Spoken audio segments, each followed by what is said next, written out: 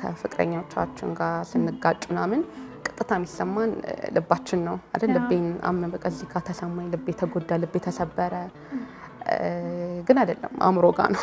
ራሳቸው የሚጎዱ ሰዎች በውጫዊ ህመም ሳይሆን በውስጣዊ ህመም ነው፣ የስነ ልቦና ጉዳት በመንለው ህመም ነው አውጥተው አልተናገሩትም እንጂ። አሁን የስነ ልቦና ህመም ውስጥ ያሉ ታካሚዎች ሙሉ ለሙሉ መድኃኒት ትታችሁ ጸበል ሂዱ የሚባሉ ምክሮች ይሰጣሉ። ልክ አይደለም። የስነ ልቦና ጉዳት ብዙ ጊዜ ምን ይባላል?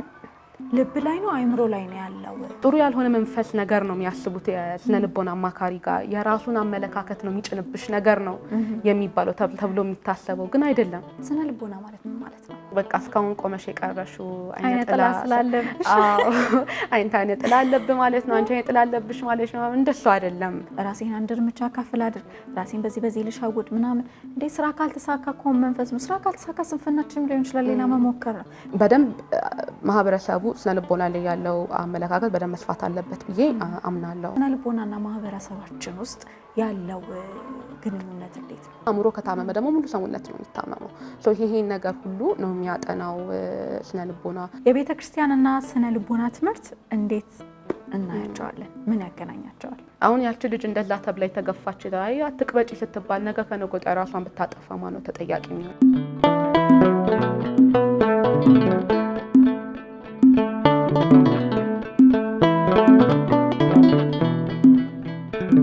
ሰላም ጤና ይስጥልን ወደ ኢቲአርሲ ሚዲያ ቤተሰቦቻችን እንደምን አላችሁ? እንደምን ከረማችሁ? እግዚአብሔር የተመሰገነ ይሁን። እኛ ጋር እንግዲህ ሁሉም ነገር ሰላም ነው። ጾሙ በሰላም እያለፈ እንደሆነ በጣም ተስፋ እናደርጋለን። ዛሬ በተለየ ርዕሰ ጉዳይ እናንተ ጋር መጥቻለሁ ማለት ነው። ርዕሰ ጉዳያችን ምንድነው? ዛሬ በምን ላይ ነው ቆይታ የምናደርገው የሚለው ከፍታ ደቂቃ በኋላ ስንመለስ የምንመለከተው ይሆናል። ቆይታችሁ ከኛ ጋር ይሁን።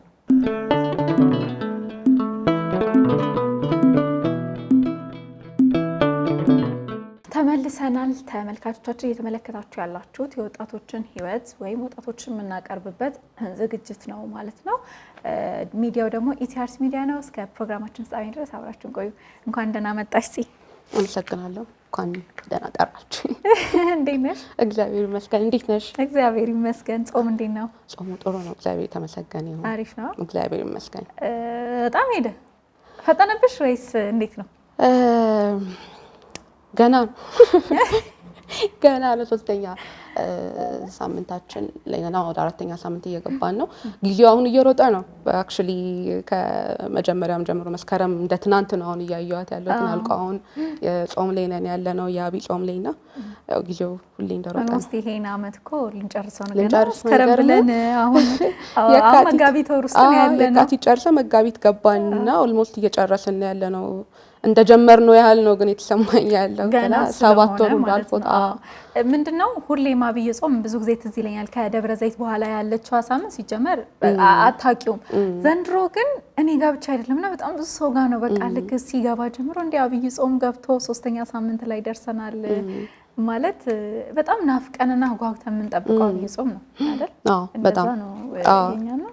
በጣም ትንሽ ፈጠን ብሏል ከሙቀቱ ጋር። እንዴት ነው? ያው ሙቀቱ በስመ አብ እኔ ብቻ ይመስለኝ ነበረ ግን ሁሉም ነው ከሱ ጋር በጣም ለሁለትሽ ነው። ደግሞ አሁን ደብረ ዘይት እንዳለፈች በጣም ይሮጣል። አሁንም ከዛ በፊት ያለው ኦልሞስት አሁን እኮ 4ኛ ሳምንታችን 3ኛውን ጨረስን። ለአራተኛ ሳምንት እየሄድን ነው። ቀጣይ ደግሞ ደብረ ዘይት ነው። በቃ ወዲያው ነው የምታልቀው። ጊዜው እየሮጠ ነው የሚሄደው። እንግዲህ እግዚአብሔር አምላክ የነፍስ ዋጋ ያርግልን፣ ጾማችንን ይቀበልልን። ዋናው እሱ ነው። እንግዲህ በጣም ቢዚ ሆነች በነገራችን ላይ በስንት ቀጠሮ እንደመጣች ነግራቸዋለሁ እና ስለመጣሽ እውነት በጣም አመሰግናለሁ። ደስ ብሎኛል። ዛሬ ካንቺ ጋር በጣም ብዙ ነገሮችን እንወያያለን። ስለ ስነ ልቦና፣ ስለ ሴቶች፣ ስለ አገልግሎት ብዙ ነገር እንወያያለንና እኔ ራሴ በጣም ጓጉቻለሁ። ካንቺ በጣም ብዙ የምወስዳቸው ነገሮች አሉ። ግን እስቲ በመጀመሪያ ጽዮን እንተዋወቃት። ማናት? ስራዋ፣ ትውልዷ? ስሜ ጽዮን መልካሙ ይባላል። የተወለድኩት በባህር ዳር ሀገር ነው።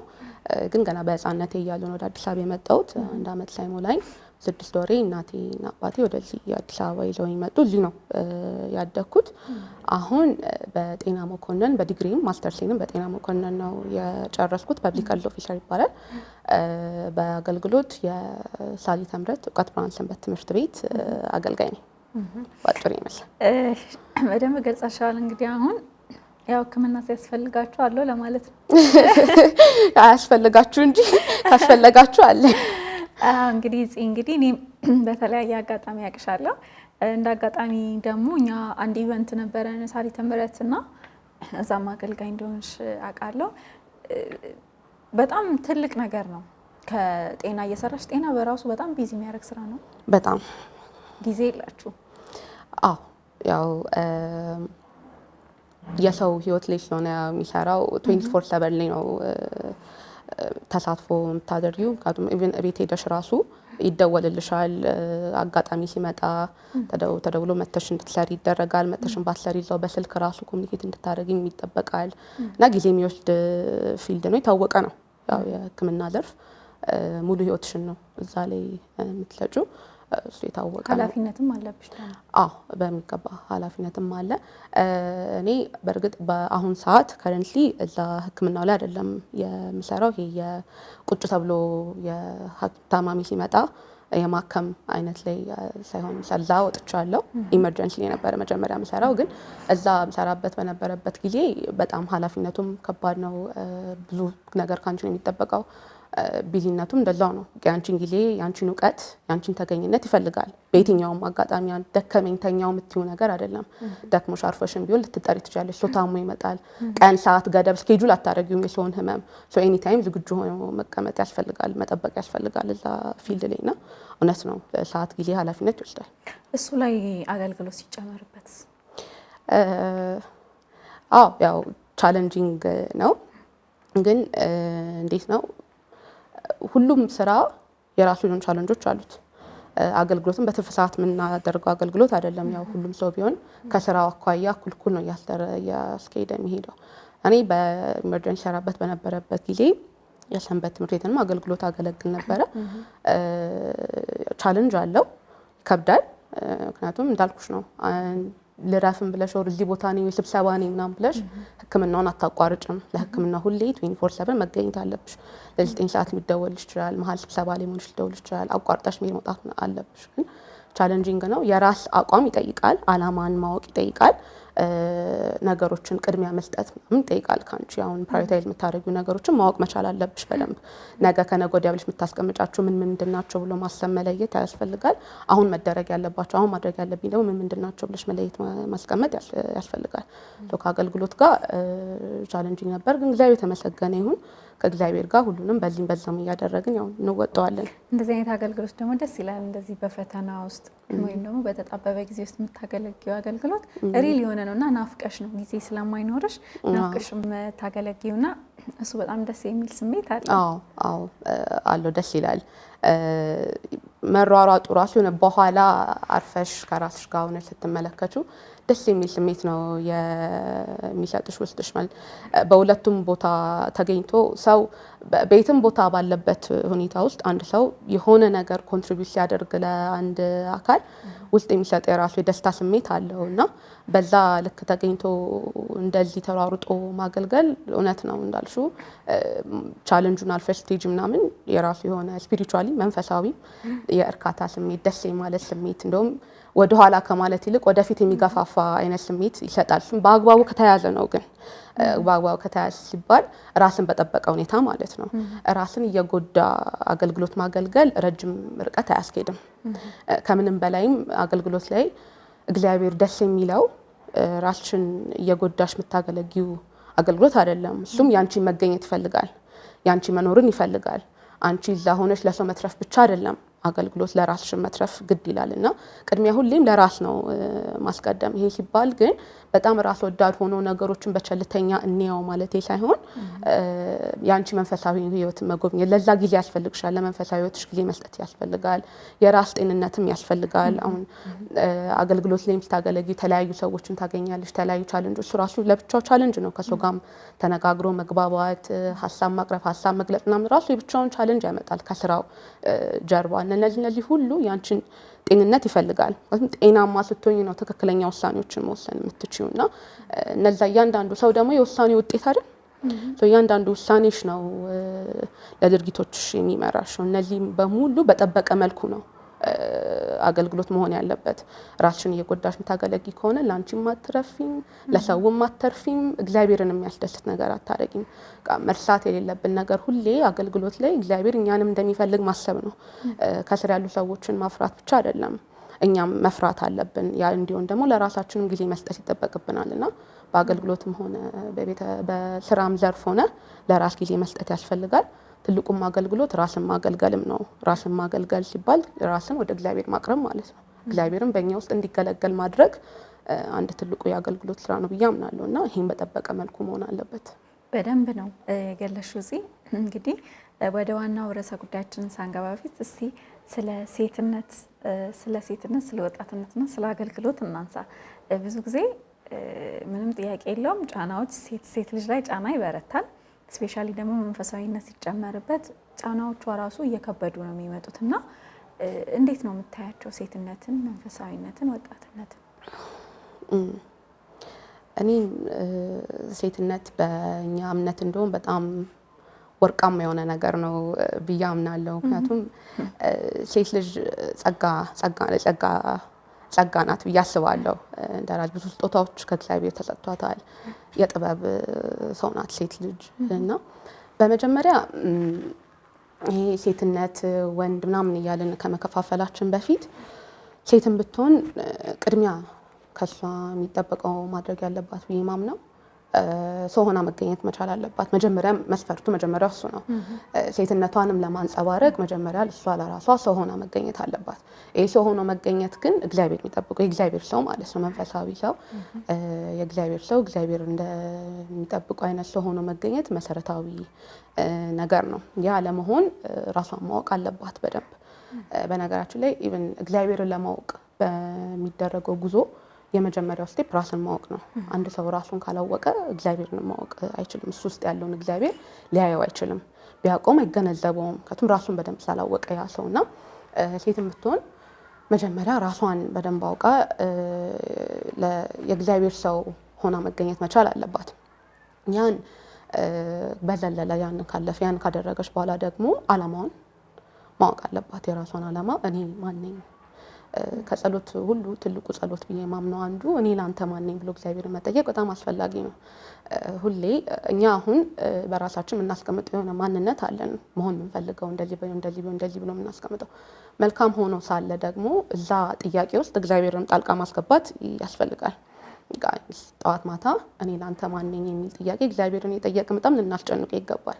ግን በየሁላችንም ህይወት እግዚአብሔር ሊሰራብን የፈለገው ሊያሳካ የፈለገው አላማ አለው፣ ምክንያት አለው እና ያን አላማ ጎርጉሮ ማወቅ ከኛ ነው የሚጠበቀው። እግዚአብሔር መጥቶ ጽዮን ይሄን ያንቺ አላማ አንቺ ሰጃ አይለንም። በህሊና ውስጥ ነው የሚያስፈልገው፣ በጥያቄ ውስጥ ነው የሚያስቀምጠው። በውስጤ ፍላጎት ነው ያንን ሀሳብ የሚቀርጽብኝ።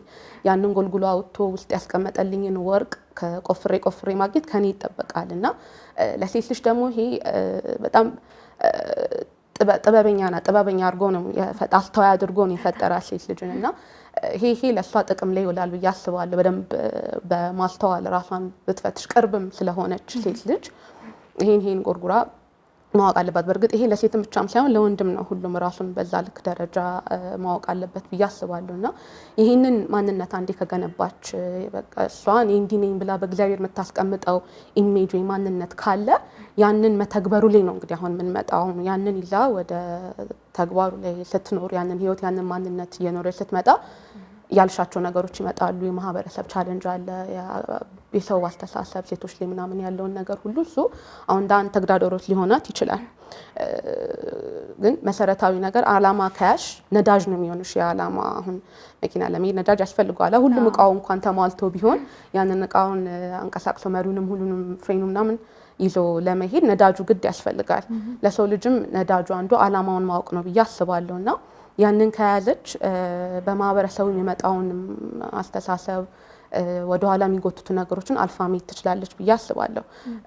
ሴት ልጅ በቤተክርስቲያን ብዙ ጊዜ ቤተክርስቲያን በተለይ የምዕራባውያን አመለካከት ቤተክርስቲያን ለሴት ልጅ ብዙ ቦታ እንደሌለው ነው የሚያስቀምጡት። ወደኋላ የሚጎትታት እንደሆነ ቅድሚያ የሚሰጡት ለብዙ ነገር ለወንዶች እንደሆነ እንደዚህ የተሳሳተ አይነት አመለካከት አለ። ግን ፍጹም እውነት አይደለም። በተለያየ ትምህርቶቻችንም ሰምተሽ ይሆናል ብዙዎቻችን የሰማነው ይመስለኛል። ቤተክርስቲያን እንደውም እንደ ሴት ልጅ የምታከብረው ፍጡር የለም እውነቱን ለመናገርና ለዚህ ለኛ አርያ የምትሆነን እመቤታችን ቅድስት ድንግል ማርያም ናት።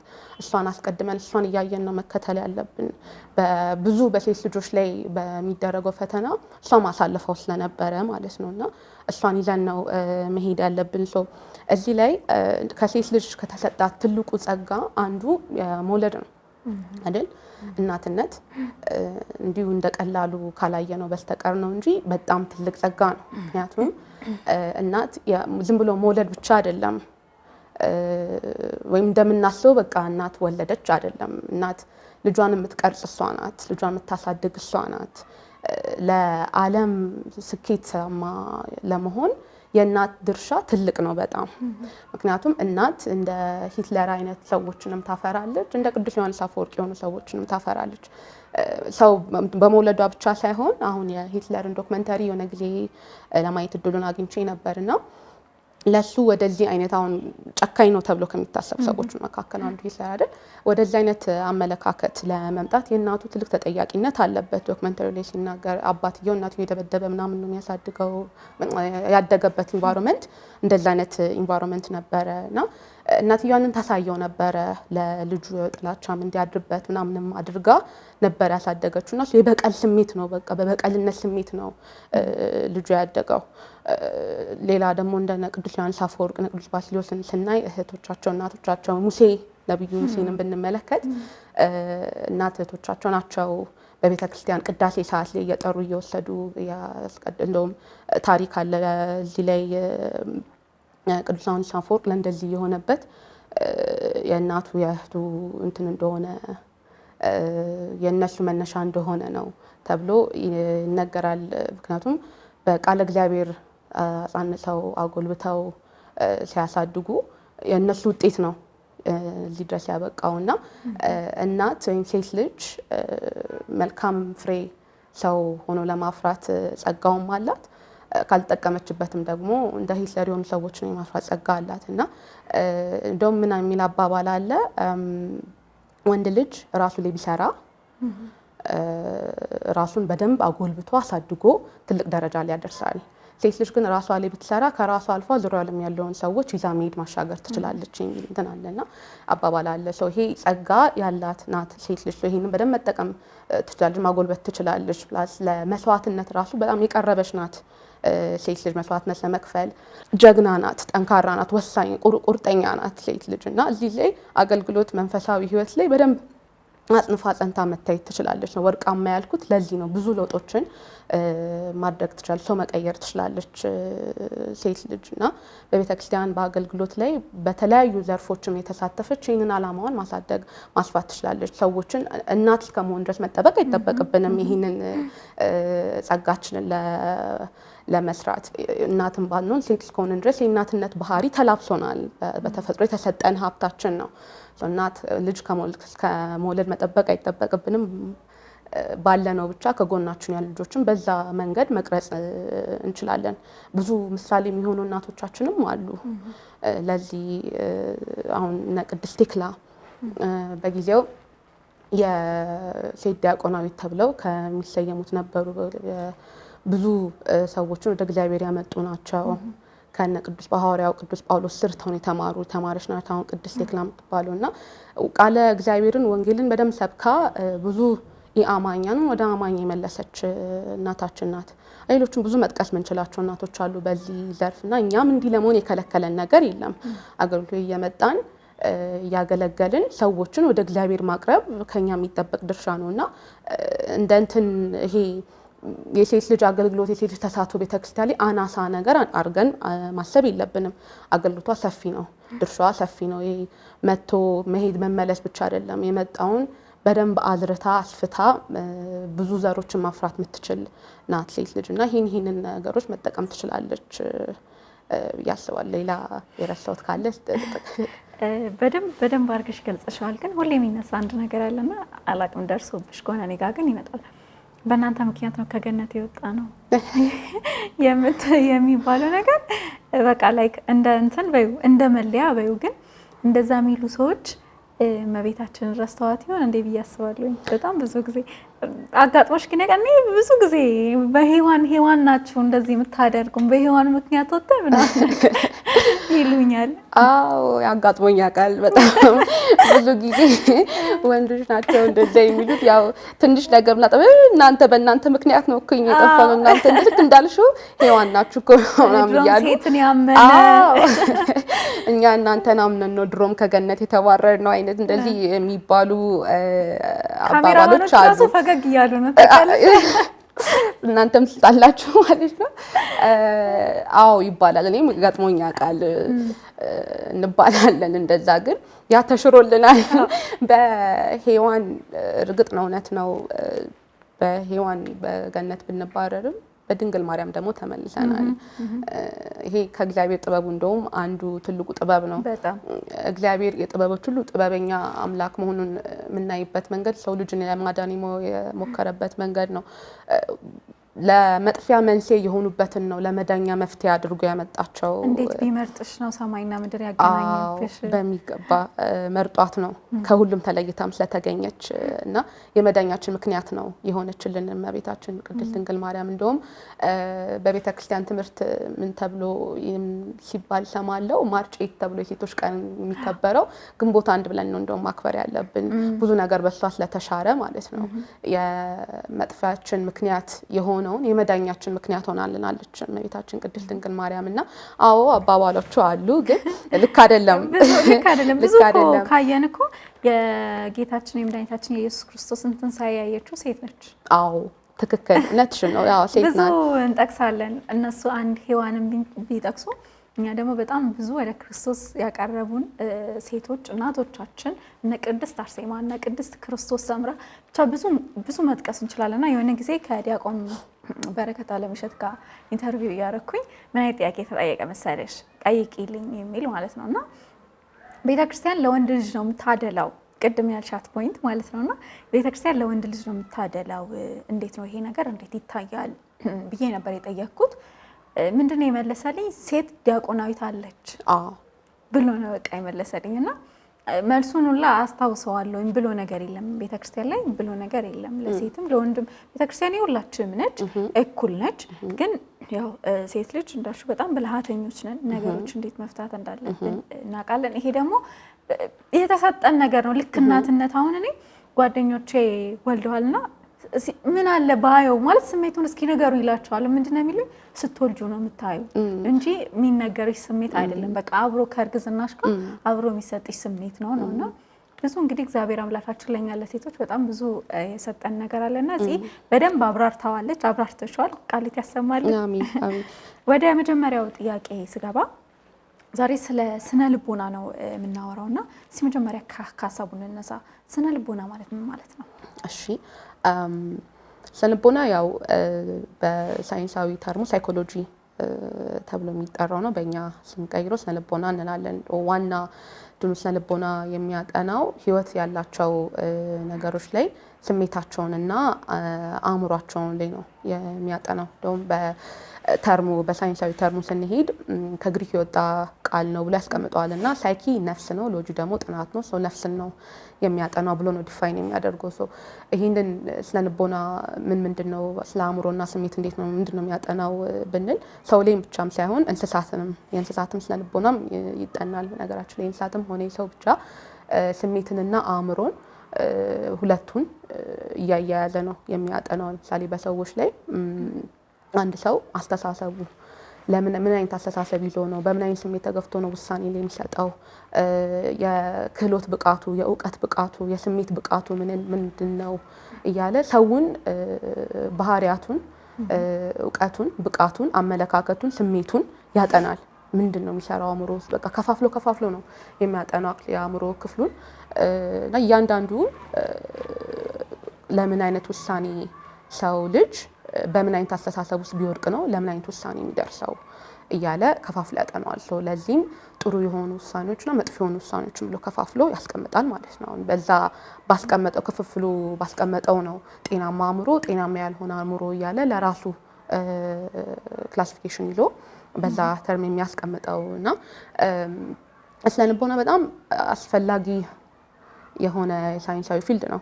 በእርግጥ ሰውን እንድትረጂ የሚረዳ ነገር ነው። ሰውንም ብቻም ሳይሆን ራስሽንም እንድትረጂበት የምታየው ነገር ነው። የአካላዊ ህመምም እንዳለ የፊዚካል ህመም እንደምንለው ማለት ነው የአእምሮ ህመምም አለ እና ያን መረዳት በደንብ ያስፈልጋል። ያንን ነው ደግሞ የሚያጠናው ስነ ልቦና። አሁን ብዙ ትኩረት የሚሰጠው ብዙ ጊዜ ለአካላዊ ህመም ነው። የራስ ምታት፣ ሆድ ቁርጠት፣ የነርቭስ ህመም ምናምን ሲኖር እንደዚህ ትኩረት ተሰጥቶት ሕክምና ይደረጋል፣ መፍትሄ ይገኝለታል።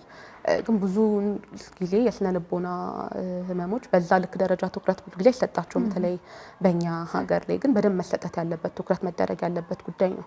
መጠናትም ያለበት ጉዳይ ነው። በይፋም መቅረብ ያለበት ጉዳይ ነው። በደንብም በህክምናውም ዘርፍ ተስፋፍቶ መቀመጥ ያለበት ጉዳይ ነው። ልክ እንደ አካላዊ ህመም መፍትሄ እንደሚያስፈልገው የአእምሮ ህመምም መፍትሄ ያስፈልገው፣ የስነ ልቦና ህመሞችም መፍትሄ ያስፈልጋቸዋል። መፍትሄ ከሌለው ስቲል ህመም ውስጥ ነው የምንሆነው እና አእምሮ ከታመመ ደግሞ ሙሉ ሰውነት ነው የሚታመመው። ይሄን ነገር ሁሉ ነው የሚያጠናው ስነ ልቦና። የሰው ልጅ የአእምሮ ህመሙን፣ የአእምሮ ጤንነቱን፣ ስሜቱን ሰውን ብቻም ሳይሆን እንስሳትንም በአጠቃላይ ባህሪያቱን፣ ጠባያቱን የሚያጠና የሳይንሳዊ ፊልድ ነው። እዚህ ጋር አሁን በደንብ እንድታብራሪልኝ የምፈልገው ነገር አለ። እንዳልሽው ነው ስነ ልቦና ውስጥ ላይ የሚታይ ይሄ እንደ ችግር ግን ወጥቶ ያልተነገረ ነገር ነው። እኛ ሀገር ላይ ደግሞ በስፋትም የለም። ግን አብዛኛውን ካየን ራሳቸው የሚያጠፉ ሰዎች፣ ራሳቸው የሚጎዱ ሰዎች በውጫዊ ህመም ሳይሆን በውስጣዊ ህመም ነው፣ የስነ ልቦና ጉዳት በምንለው ህመም ነው አውጥተው አልተናገሩትም እንጂ። የስነ ልቦና ጉዳት ብዙ ጊዜ ምን ይባላል፣ ልብ ላይ ነው አእምሮ ላይ ነው ያለው የሚባሉ ጥያቄዎች፣ ኢሹዎች የሚነሳሉ። አንደኛው ይሄ ነው። ሁለተኛው ነገር ስነ ልቦናና ማህበረሰባችን ውስጥ ያለው ግንኙነት እንዴት ነው? እንዴት ታይዋለሽ? በጣም ጥሩ ጥያቄ ናቸው። ብዙ ጊዜ እኛ ሰዎች ከሰው ጋር ስንጣላ፣ ከፍቅረኞቻችን ጋር ስንጋጭ ምናምን ቀጥታ የሚሰማን ልባችን ነው አይደል? ልቤን አመመ፣ በቃ እዚህ ጋር ተሰማኝ፣ ልቤ ተጎዳ፣ ልቤ ተሰበረ። ግን አይደለም፣ አእምሮ ጋር ነው ያለው። ሁሉም ነገር አእምሮ ጋር ነው። ስሜቱን የሚያመነጨው አእምሮ ነው።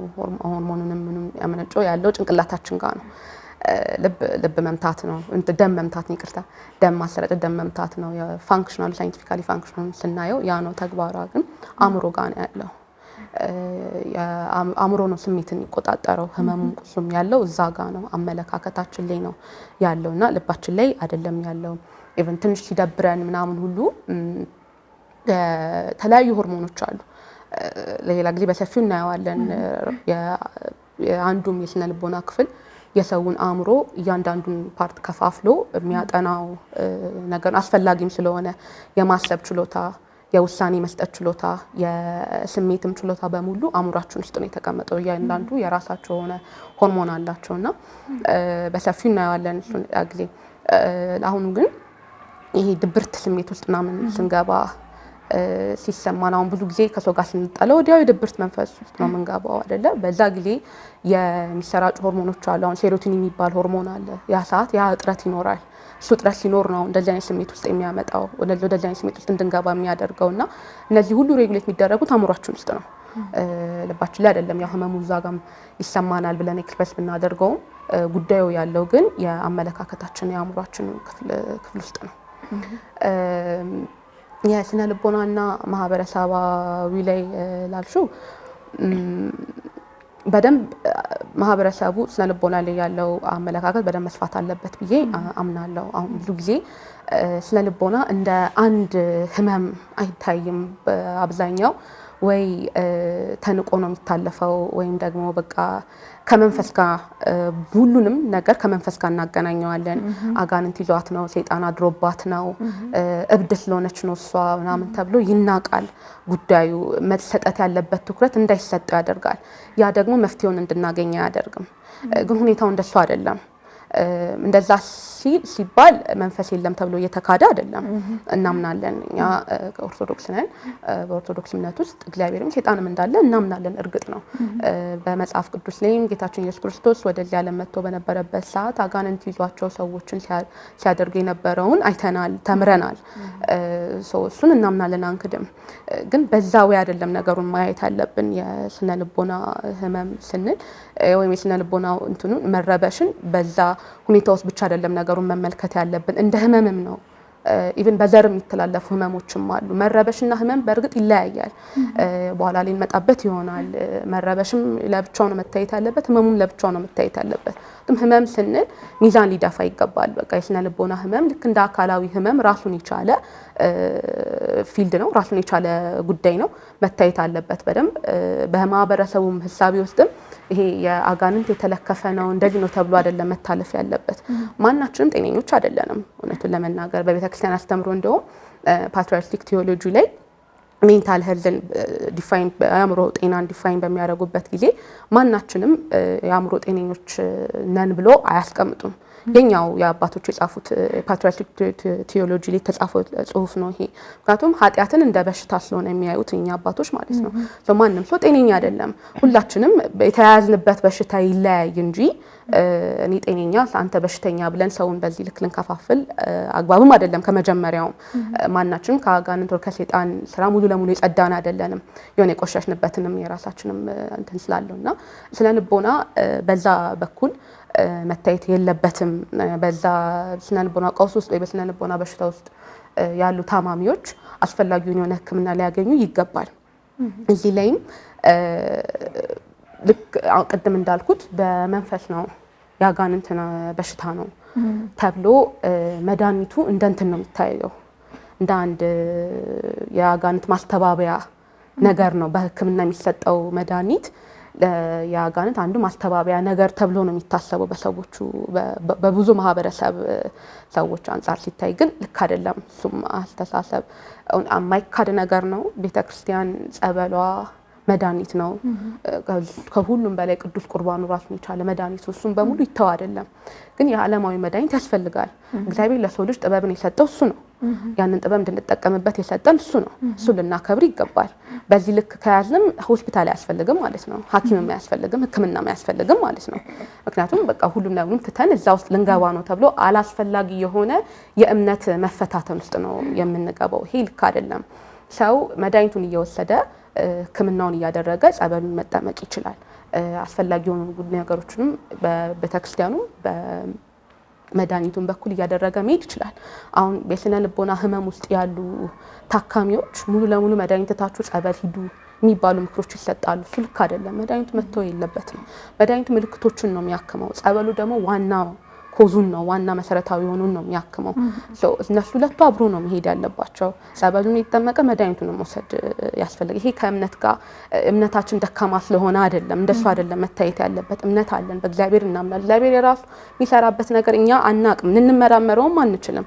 እሱ በራሱ ፍቃድ በራሱ ጊዜ የሰውየውን ህመም ሙሉ ለሙሉ ሊያወጣ አይተናልም እንሰማለንም ያለ ነገር ነው። እሱን አንክድም፣ አንጠራጠርም። በዛ እግዚአብሔር መሀል ገብተን በቃ አንተ አድነኝ መድኃኒቴን አልወስድም ብለን እሱን መፈታተን የለብንም። የተአምር አምላክ ነው። ነገሩን ባሰበበት ጊዜ በራሱ እቅድ፣ በራሱ ጊዜ፣ በራሱ ፍቃድ ያከናውናል፣ ያድናል። እሱም አንክድም፣ ማንም በሱ ክዶ መሄድ የለበትም። እርግጥ ነው ግን መድኃኒቱንም አብሮ መውሰድ አለበት። መድኃኒቶቹ የተተዉ ጸበል ብቻ ይበቃል ብለው ብዙ ታካሚዎች የሄዱ በኋላ በሽታ የተነሳሳባቸው በቃ ያልሆነ ደረጃ ላይ ደርሰው የሚመለሱ ታካሚዎች አሉና ባልኩት መንገድ መታየት አለበት ብዬ አላስብም። እምነታችን የሚያጠራጥር ነገር አይደለም። እንዳልኩት እግዚአብሔር በሚሰራው ይሰራል፣ በሚያደርጉ ያደርጋል፣ በጊዜው ራሱ ይደርሳል። እምነታችን ደካማ ሆኖ አይደለም መድኃኒቱን የምንወስደው። በቃ እንዳልኩት ጥበብን ለሰው ልጅ የሰጠው እግዚአብሔር ለምክንያት ነው። ይህንን ማሰብ መረዳት አስፈላጊ ነው እና ይህንንም መታሰብ አለበት ማህበረሰቡ። ስነ ልቦናዊ የሆኑ ጥቃቶችን መረዳት ያለበት ልክ በዚህ መልክ ይሁን ብዬ አስባለሁ። ሌላውም እንዲሁም ተያይዞ ደግሞ የሚነገሩ ነገሮች አሉ። በቃ ሰው አሁን ለምሳሌ ላንሳልሽና ሽቅለት የሚባል የስነ ልቦናዊ ህመም አለ። በእንግሊዝኛው ባይፖላር ዲስኦርደር የሚባል ማለት ነው። አሁን እሱ ህመም ምልክቶቹ ምን መሰለሽ? ሁለት የተዛባ ስሜት ነው። አሁን ባይፖላር ሲባል ባይ ሁለት አይደለ? ሁለት ጫፍ ላይ ያሉ ስሜቶችን ለማንጸባረቅ ነው ባይፖላር ያሉት። እሱ ምንድነው? አንደኛው ስሜት ከፍተኛ የሆነ ደስታ ነው። ሁለተኛው ስሜት ደግሞ ከፍተኛ የሆነ ድብርት ነው። እና በሁለት ስሜት ማዕዘን ውስጥ ሆኖ ነው በቃ ሰው ስሜቱን የሚያንጸባርቀው። እና ለውጪ ለሚያየው ሰው ግራ ሊጋባ ይችላል። ምሳሌ አንቺ እኔን ዛሬ አይተሽኝ በጣም ፍንድቅ ያለ ደስታ በደስታ ሆነሽ ልታይኝ ትችያለሽ። ማኒክ ይሉታል በሳይንሱ። ማኒክ የሆነ ካራክተር ሳሳይ ልታይኝ ትችያለሽ። ደስተኛ ነው መሆኑ ምንም ያለ ምክንያት ከመሬት ተነስቼ ክፍሌን ላጸዳ እችላለሁ፣ ቆንጆ ልብስ ለብሳለሁ፣ ራሴን ጠብቃለሁ፣ ቡና ፈላለሁ ምናምን በቃ ደስተኛ ሆኜ ታይኛለሽ። በጣም ራቀ በማይባል ጊዜ ውስጥ ደግሞ መልሼ ድብርት ውስጥ ገብቼ ልታይኝ ትችያለሽ። ከፍተኛ የሆነ ድብርት፣ ሰው ማየት አልፈልግም፣ ሰው ማናገር አልፈልግም፣ ስትመጪ ሊዋስ ዞር በይልኝ ምናምን ልችላለሁ። እዛ ሰዓት አንቺ ጋር ልትጋቢ ትችያለሽ። እዚህ ጋር አይደለም ምንድነው ትናንትና ደስተኛ ሆና ዛሬ እንደዚህ የምትሆነው እቺማ በቃ የተለከፈሽ ናት ምናምን ተብሎ ሰው እንዲህ ነው ሰው የሚለው በነገራችን ላይ ብሎት ነው የሚሄደው። ግን እሱ ልክ አይደለም። ያ ሰው ህመም ውስጥ ሆኖ ነው በቃ ታሞ ነው አይደለም እኛም ልንረዳው። በነገራችን ላይ ራሱ ታማሚውም ራሱ በሰውነት ውስጥ እንደዚህ አይነት ለውጦች ሲኖር ላይረዳው ይችላል። ምንድነው የተፈጠረብኝ ያለው ያው በጣም ያስጨንቃል። እንደዚህ አይነት ጥያቄ ውስጥ ሁሉ ሆኖ ራሱ እንደዚህ አይነት ስሜት ውስጥ ሆኖ እንደዚህ አይነት ጥያቄ ራስን መጠየቅና በዛ ጊዜ ማህበረሰቡ ብዙ ላይረዳ ይችላል፣ ይወቅሳል። ያ ወቀሳ ራሱ ሌላ ህመም ሌላ እንትን ነው የሚቆሰቁሰው። ግን እንደዛ ሆኖ አይደለም የመንፈስ ሴጣን ተላውሶት ምናምን አይደለም። ህመሙ ነው እንደዚህ አይነት ነገር ያደረገ እንደዚህ እንዲሆን ያደረገ ያለውና ብዙ ምን ጠቅሳቸው ምሳሌዎች አሉ። በቃ ልክ ያልሆኑ ነገሮች አሁንም ቅድም የተጨዋወት ነው በነበረበትም ጊዜ ትዳር ህይወት ላይ በቃ እስካሁን ቆመሽ የቀረሽው አይነት ጥላ ስላለብሽ አይነት ጥላ አለብህ ማለት ነው። አንቺ አይነት ጥላ አለብሽ ማለት ነው። እንደሱ አይደለም። እንዳልኩት መሰረታዊ ነገራችን አንክድም። ሴጣን የለም እያልን አይደለም። ግን የሴጣን ኃይልንም ደግሞ በዛ ልክ ደረጃ ትልቅ ነው ብለን ማግዘፍም የለብንም። እንዲህ ማለት እንደውም በጀርባ እግዚአብሔርን እያሳነስን ነው ያለ ነው። እግዚአብሔር አለ። እግዚአብሔር ከማንም በላይ ነው። እኛ በሱ እጅ ነው ያለ ነው። እርግጥ በሱ እጅ ነው ያለ ነውና ምንም አንሆንም ብሎ ደግሞ ቸልተኛ እንሁን አይደለም። አስፈላጊ የሆነውን ከኛ የሚጠበቀውን ነገር እያደረግን እየሰራን በእግዚአብሔር ተማምኖ መኖር ትልቅ ሚስጥር ነው በእውነት። ያንን አይነ ጥላ ስላለብን አሁን ሰው በጣም ነው የሚጫነቀው። በነገራችን ላይ አንዱ ጥያቄ ሆኗል። በቃ ይሄ እኔ እስካሁን ትዳር ህይወት የሌለኝ ጮኜ የሌለብንን በሽታ እያስኖሩን ነው በጭንቅላታችን ላይ እየፈጠርንበት ነው ራሳችን ውስጥ የለብንም ያ ነገር አለ ብለን አምነን እንቀበላለን። በቃ የሌለብንን ኖሮብን ነው እየኖርን ያለ ነው እና እንፈራለን።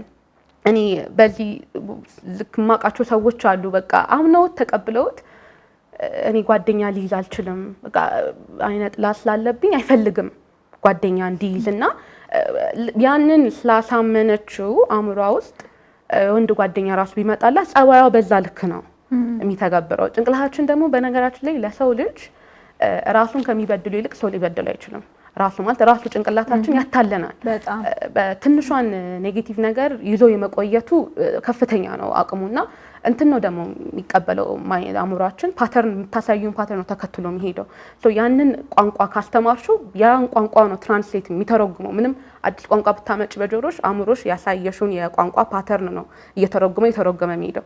ለዚህች ልጅ የሌለባትን አለብኝ ብላ ጭንቅላቷ ስላስቀመጠችው አልስማማም በቃ የሆነ አካል ጭንቅላቴ ውስጥ ስላለ ይሄ አይነ ጥላ ተባለው ጭንቅላት ውስጥ ስላለ ሰው መጥቶ ጓደኛ መጥቶ ሲያናግረኝ እንዳላወራ ያደርገኛል፣ ራሴ እንዳልሆነ ያደርገኛል፣ እንድነጫነጭ ያደርገኛል ምናምን የሚል ግንዛቤ ውስጥ ስላስቀመጠች አእምሯም ትርጓሜ እየሰጠና እንድተገብር ያደረገ ያላት በዛ ልክ ነው። እና ይሄ ሳታውቀው ነው እንግዲህ ሳታስበው የሌለባትን አለብኝ ብላ ነው ያስኖራት ያለው። ግን ልክ አይደለም።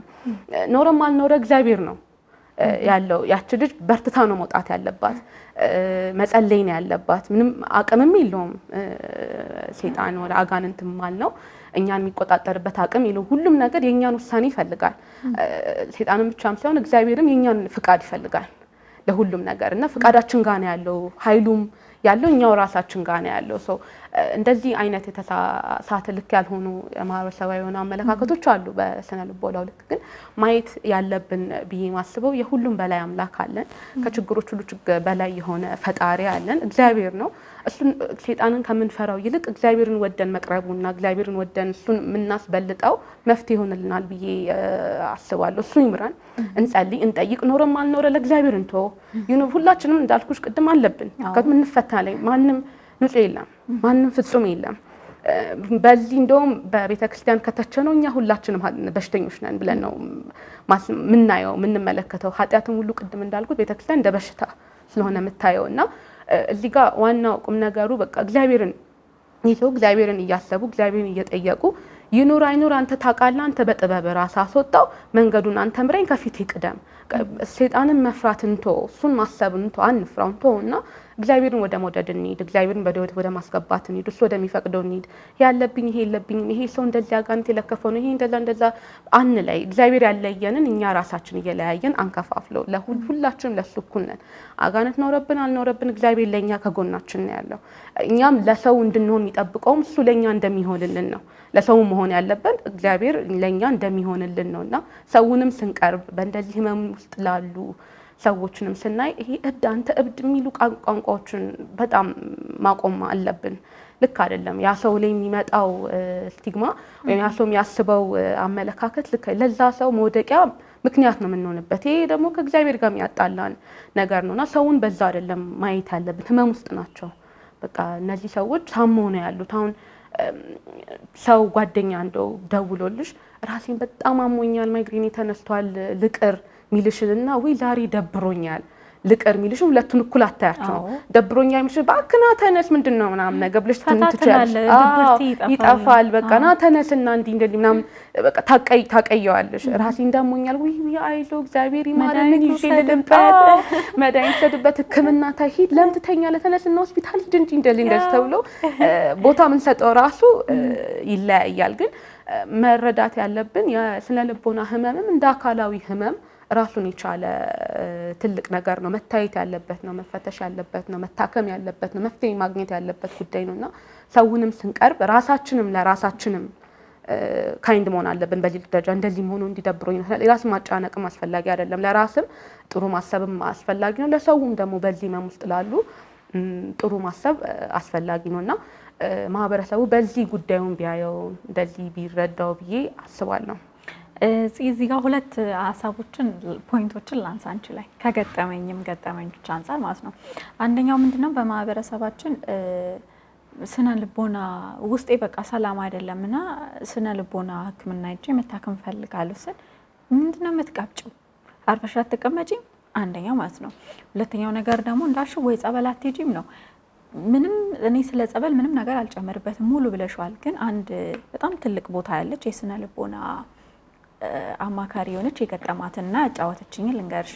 በጣም ኦርቶዶክሳዊ ነች እና እንደ አጋጣሚ ለሆነ ሪሰርች ሽንቁሩ ሚካኤል ትሄዳለች። እዛ ስትሄድ የሆነ ልጅ በሰንሰለት እጁን እግሩን ምናምን ታስሯል። ከዛ ቀርባ አናገረችው። ቀርባ ስታናገረው ልጁ ምንም አይነት መንፈስ የለበትም። ምንድነው የሱስ ጭንቀት ነበር የነበረበት። ልጁ ሱስ ውስጥ ነበረ። ከሱስ መውጣት ይፈልጋል። ከሱስ መውጣት ፈልጋለሁ ሲል ቀጥታ የወሰዱት ጸበል ነበር። ግን ይሄ ልጅ ያስፈልገዋል። ይሄ ስነ ልቦና ጥገና በጣም ያስፈልገው ነበር በሰዓቱ ማለት ነውና ልታማክራቸው ልታናገራቸው ሞከረች። እዛ አካባቢ ያሉትን እዛ ደብር ላይ ያሉትን በፍጹም ግን ሊፈቅዱላት አልቻሉም። በኋላ ላይ ነው በስንት መከራ ተማምነው ጸበሉንም እየተጸበለ እሷም በግሏ የስነ ልቦና ሕክምና ምክር እየሰጠችው ልጁ እግዚአብሔር ይመስገን አሁን በጣም ፍጹም ጤነኛ ነው። ገብቶሻል? ግን እግዚአብሔር ዓላማ አለው እሷን እዛ ቦታ ሲወስዳት። አንዳንዴ ይሄ በቃ እንዴት ልበልሽ፣ ጸበል እኮ ስትገቢ የስኳር መድኃኒት ካለብሽ እኮ ዋጭና ግቢ ነው የምትባዩ። የሆነ የደም ግፊት ምናምን ብቻ ካለብሽ ዋጭና ግቢ ነው የምትባዩ። ሁለቱም አስፈላጊ ነው። ይሄ እንደዚህ እየወሰዳችሁ እንደዚህ አትምጡ፣ ይሄ አግባብነትም ጭራሽ የለውም። ሌላው ደግሞ አንድ የገጠመኝ ነገር፣ አንድ ልጅ ነበረች በጣም ረጅም ሪሌሽንሺፕ ውስጥ የነበረች እና ላይክ ማይንዷ ምን አዳፕት አድርጓል መሰለሽ፣ እሱ ስላሰራብኝ ነው ማልተው የሚል ነገር ከሱ አልፎ ተርፎ በዙሪያዋ ያሉ ሰዎች በሁሉም ዙሪያ ያሉ ሰዎች እሱ እኮ ስላሰራብሽ ነው የሚል ነገር ጭንቅላቷ ላይ ተቀርጿልና ምንም ነገር ለመተው አትሞክርም። ምክንያቱም ተሰርቶብኛል በቃ ብላ ወስደዋለች። ፋይናል ላይ ግን በጣም ከረጅም ጊዜ በኋላ ግን ስነ ልቦና ሕክምና ጋር ሄደች፣ ያላትን ነገር ማማከር ጀመረች ምናምን ነገር ጭራሽ አይገናኝም ምን ሆኜ ነው እስክትል ይሄ ተሰርቶብሻል ምናምን ነገር የለም ስቲል ነው። ግን አንዳንድ በዙሪያዋ ያሉ ሰዎች አንቺማ እኮ ትተሽው እኮ አታዩም ጥሩ ሪሌሽንሺፕ አይደለም እና ትተሽው እኮ አታዩም ምክንያቱም የሆነ ነገር አድርጎብሻል። አሁን እሷ ትግል አይነት ከዛ ጋርና አንዳንድ ደግሞ በዙሪያችን ደግሞ እንደዚህ አይነት ሰዎች አሉ እንድናስብ እንዳልሽው ጭንቅላት ደግሞ በጣም ይቀበላል። ተሰርቶብኝ ነው ለዛ ምንም ጥረት አታደርግም ምክንያቱም ተሰርቶብኛል እስኪወጣልኝ ድረስ መቀመጥ አለብኝ በቃ መጠበቅ አለብኝ ብላ ነው እንጂ የምታስበው ራሴን አንድ እርምጃ ከፍ ላድርግ ራሴን በዚህ ልሻውድ ምናምን እንዴ ስራ ካልተሳካ እኮ መንፈስ ነው። ስራ ካልተሳካ ስንፍናችንም ሊሆን ይችላል ሌላ መሞከር ነው። ቢያንስ መንፈስ ነው ለማለት እንኳን በጣም ብዙ ነገር 1 3 4 መደጋገምና መሞከር አለብንና ብዙም እንዲህ ወጣቶች ጋር ምን ያው በፕሮግራሜ አብዛኛው ከሱስ የወጡ ወጣቶች ጋር ነው። ጸበል ምንም ጥያቄ የለውም። አሁን ለምሳሌ ሻወር ትወስጃለሽ ግዴታ ነው ለከላይ ይሄ ለስጋሽ ማለት ነው። ጸበል ለነፍሳችን ታመምንም አልታመምንም ግዴታ መውሰድ አለብን። ጸበል ሜዶ ነገራችን ላይ በሽተኛ ብቻ አይደለም እንደዛ ተደርጎ ነው ግን የሚታሰበው። ጸበል የገባ ሰው ጸበል እኮ ሳራ እኮ ጸበል ገብታ እንዴ ምን ነው አመማት በቃ እውነት ይሄ ጥያቄ ማለት ነው ያለ ነው። አመማት እንዴ ነው ለምን እንዴ በቃ የሆነ ሰዓት እኮ ረፍት ያስፈልግሻል። ህይወት በራሱ እኮ ያደክምሻል። ከክርስቶስ ጋር መነጋገር ብቻ ትፈልጊያለሽና ለሱ ደግሞ አንዱ ጸበል ነው። ግን ደግሞ እዚህ ጋር ዓለማዊ ሕክምናም የኛ ጥረትም ያስፈልጋልና ያነሳሽ ሀሳብ ደስ ብሎኝ ከአብዛኞቹ ከሱስ ከወጡ ልጆች ጋር አብዛኛውን ጊዜ ስለምውል ስለምነጋገር ይሄ ስነ ልቦና ጉዳት በጣም ከባድ ነው። ከዚህ በኋላ ማነሳልሽ ጥያቄም እነሱ ላይ ያጠነጠነ ነው። ምንድነው መሰለሽ ሲዬ የቤተ ክርስቲያንና ስነ ልቦና ትምህርት እንዴት እናያቸዋለን? ምን ያገናኛቸዋል? እሺ መጀመሪያ ይሄ ከቅድም ካነሳሽው እንነሳና እንዳልኩት ነው በቃ በስነ ልቦና ላይ ያለው አመለካከት በደንብ መስፋት አለበት።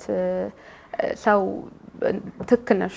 ኢቭን እኔ ጋርም እኛ ጋርም ራሱ በቃ ሰው ላማክር እስቲ ካውንስለር አማካሪ ስነ ልቦና አማካሪ ጋር ሄጄ እንትን ላማክር ልጠይቅ ብል ይሰጠኝ ምላሽ ካደለ እንዴ ምናምን ነገር ነው የሚባለው። ግን ትክክል አይደለም። ያስፈልጋል።